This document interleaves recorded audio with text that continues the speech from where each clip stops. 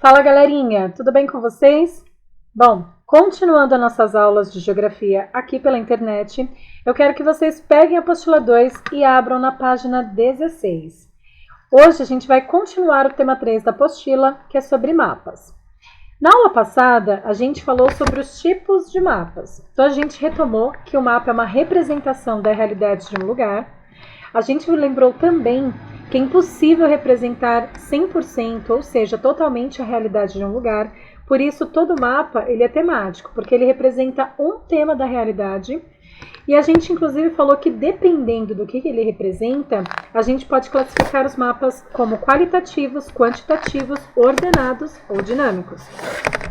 Os qualitativos, eles mostram diferentes elementos que compõem o espaço. Por exemplo, áreas de vegetação, áreas de ruas, áreas de comércio e assim por diante. Os quantitativos, eles vão mostrando a quantidade do fenômeno representado. Então, as áreas que têm menos e as áreas que têm mais a respeito daquilo que está sendo representado, tá? Os ordenados, eles vão mostrar uma informação em sequência, ou seja, do menor para o maior ou do maior para o menor. Exemplo, cidades menores e cidades maiores, certo? Ele vai mostrando então essa sequência, né, das diferentes áreas. E por último, os mapas dinâmicos, que eles passam a ideia de fluxo, né? A ideia de movimento, de deslocamento, como os fluxos migratórios, assim como, por exemplo, rotas comerciais.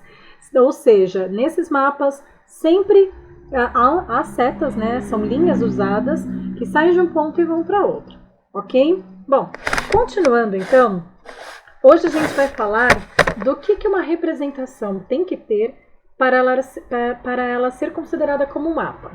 Então é o seguinte, nem toda representação do espaço, como a gente falou, é mapa. Por exemplo, a gente pode bater uma fotografia, a gente pode fazer uma pintura, a gente pode fazer um desenho a respeito de um lugar, só que isso são representações do espaço. Não quer dizer necessariamente que isso vai ser um mapa. Por quê? Para uma representação do espaço ser um mapa, ela tem que conter alguns elementos. Quais são eles? Todo mapa, para ser um mapa, ele tem que ter título, observem aqui. Ele tem que ter legenda, ele tem que ter escala, ele tem que ter orientação espacial e fonte. Tá? Então vamos falar um pouquinho melhor a respeito do que é isso. E então, só reforçando, para o mapa ser de fato considerado mapa, ele tem que apresentar todos esses elementos. Senão, é uma representação da realidade. Né? Representação, mas não quer dizer que é um mapa. Deu para entender? Bom, vamos lá.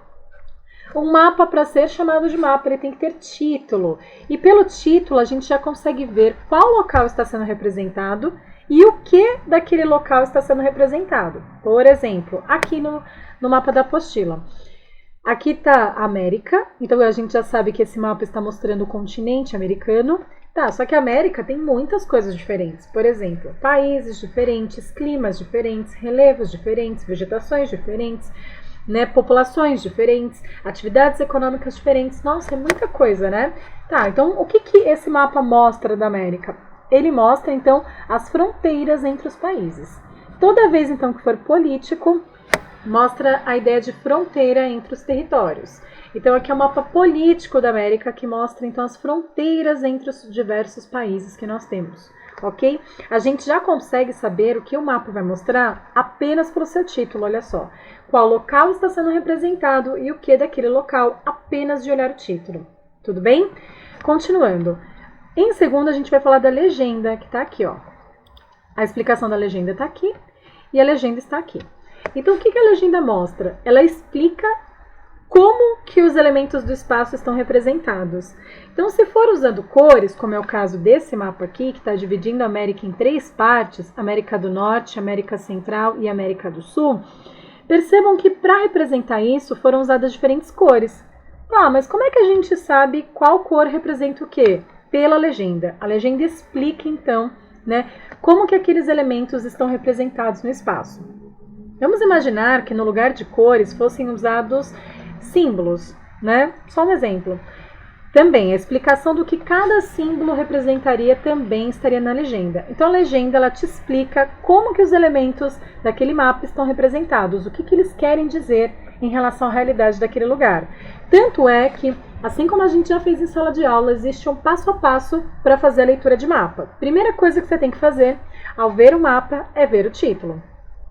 Porque pelo título você já sabe qual local e o que daquele local está sendo representado. Segunda coisa, você vai para a legenda. E aí a legenda, você vai olhar para a legenda e você vai ficar comparando a legenda com o mapa. Você vai então observar o que significa na legenda e vai olhar isso no espaço do mapa, certo? Por exemplo, aqui as áreas em verde representam a América do Norte. Tá, onde então no mapa é que mostra isso? Aqui, eu localizo então desta maneira. E eu vou fazendo esse vai e volta entre legenda e mapa para entender melhor o que essas cores ou símbolos, outros elementos da cartografia estão representando em relação à realidade daquele lugar. Terceiro, todo mapa tem que ter escala. Escala é isso aqui, pessoal. Isso daqui é uma escala gráfica. Sobre isso, os tipos de escala, escala numérica, escala gráfica, como que essas escalas aparecem nos mapas, fiquem tranquilos que tudo isso a gente vai ver mais pra frente. Mas o que ela simboliza? O que a escala simboliza? A escala é ela que mantém a proporção matemática em relação à realidade, certo? Então o que a escala acaba mostrando pra gente é quantas vezes esse lugar, esse espaço foi diminuído para ser representado dessa maneira. Tudo bem? Então a escala, ela mostra quantas vezes um lugar foi diminuído e é exatamente por isso que ela mantém uma proporção matemática em relação à realidade. Para vocês entenderem melhor, aqui, ó, se você pegar com uma régua, você vai ver que significa 1 centímetro. Tá, e 1 centímetro representa quantos da realidade? 1 centímetro aqui, ó, como vocês podem ver pelo número, representa 1.100 quilômetros da realidade, ok? E aí, então, eu sei isso, e inclusive é uma informação precisa com base na escala. Então, a escala está me mostrando, na verdade, o seguinte, ó, que esse mapa da América, ou melhor dizendo, a América, ela foi diminuída 1.100 vezes, né, para poder ser representada desta maneira, onde cada 1 centímetro representa 1.100 quilômetros em relação à realidade. Tudo bem até aqui? Além disso, todo mapa ele tem que ter pontos de orientação. O que são os pontos de orientação? Os pontos cardeais, olha só. Aqui nós temos uma rosa dos ventos. Existem mapas que trazem a rosa dos ventos, existem mapas que só trazem o ponto norte, mas sempre tem que ter pelo menos um ponto de orientação. Porque se você sabe um, você sabe os outros, ok? E aí, geralmente, o ponto usado como referência é o norte, né? Como vocês podem observar em vários mapas. Mas, de toda forma, né, caso seja um ponto diferente, sempre isso vai ter que aparecer no mapa para mostrar para quem fazer a leitura. E por último, a fonte. É necessário saber da onde que aquela informação saiu. Quem fez esse levantamento de dado? Quem fez essa representação? Quem gerou este mapa? Foi uma instituição privada? Foi uma empresa privada? Foi um órgão público? Foi um pesquisador? Sempre quem fez o mapa, né, e a maneira como ele coletou os dados tem que aparecer aqui no finalzinho, ok? Agora eu quero que vocês virem a página da apostila e vão para a página 17. Bom, é o seguinte, a gente tem maneiras de representar os elementos do espaço no mapa. Então a cartografia, que é a ciência que estuda a elaboração de mapas, né, ela adota certas estratégias, né, ou seja, ela se utiliza de certos símbolos, de certas cores, para poder representar os elementos do espaço. Tudo bem? E aí como que ela representa então os diferentes elementos que compõem os espaços aí? A gente pode fazer uso de pontos de linhas e de áreas. O que são os pontos, né? Os pontos, né? Então, geralmente assim, vai ser um pontinho mesmo ou algum símbolozinho que vai passar a ideia de localização do fenômeno, né? Então, a gente acaba usando o ponto, por exemplo, para representar a localização de algum elemento do espaço. Exemplo, cidades. Como vocês já devem ter visto por aí, em alguns mapas, cidades viram pontos, né? E a ideia então de utilizar o ponto é para mostrar a localização exata daquela cidade. Assim como também a gente pode usar pontos, mas também alguns outros símbolos para passar essa ideia de localização. Exemplo, para representar igrejas, localização de igrejas. Pode-se usar um ponto ou representada aí por uma cruz, usar uma cruz localizada num certo ponto do espaço para representar a localização daquela igreja. Então, assim, os pontos, em geral, eles passam a ideia de localização do fenômeno que está representado no espaço. Tudo bem? As linhas elas sempre vão passar a ideia de fluxo, né? Então, assim, as linhas são usadas para elementos do espaço que contenham fluxos. Exemplos: rios, avenidas, ruas, ferrovias, estradas. Percebe que nessas áreas sempre tem fluxo, sempre tem um vai e volta? As linhas são usadas para isso em geral.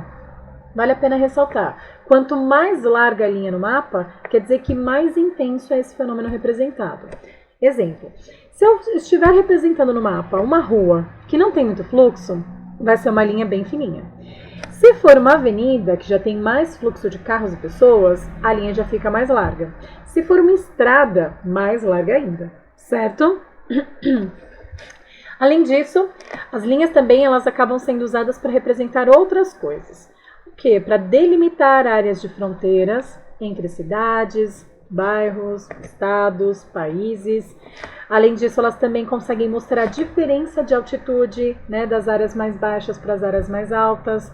Mostrar também diferença de temperatura, quantidade de chuva, pressão do ar, mas tudo isso a gente vai ver mais para frente, tá bom?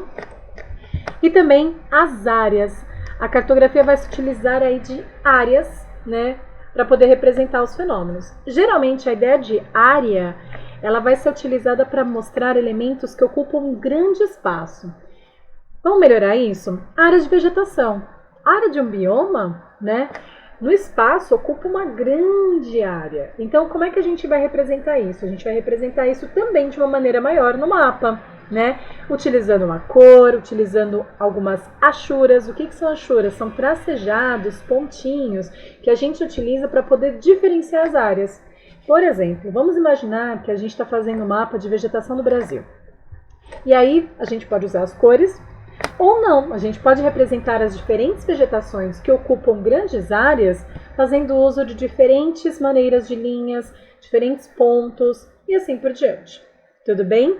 Bom, além disso, a gente pode classificar também a legenda em dois tipos: os símbolos, as maneiras como os elementos estão representados pela legenda, por meio de dois tipos, que então são os símbolos qualitativos e os símbolos quantitativos.